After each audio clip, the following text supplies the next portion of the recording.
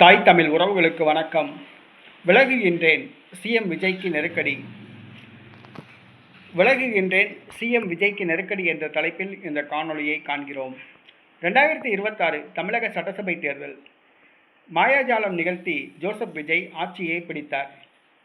Joseph Vijay அவர்களை தற்குறிகள் என்றும், தமிழக வெற்றிக்கழக கூட்டத்தினரை தற்குறிகள் என்றும், இவர்களுக்கு அரசியல் என்ன தெரியும் என்றும் பலர் இகழ்ந்தார்கள். ஆனால் அவர்கள் ஆச்சரியப்படும் வகையில் தமிழக வெற்றி கழகம் அரசியல் செய்து வருகிறது.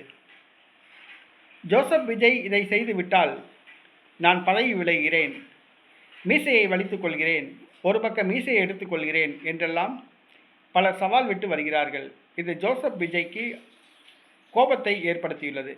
ஆகவே அரசு துறை அதிகாரிகளை ஆட்சி நிர்வாகத்தில் கவனம் செலுத்தும்படி எச்சரித்துள்ளார் ஜோசப் விஜய்.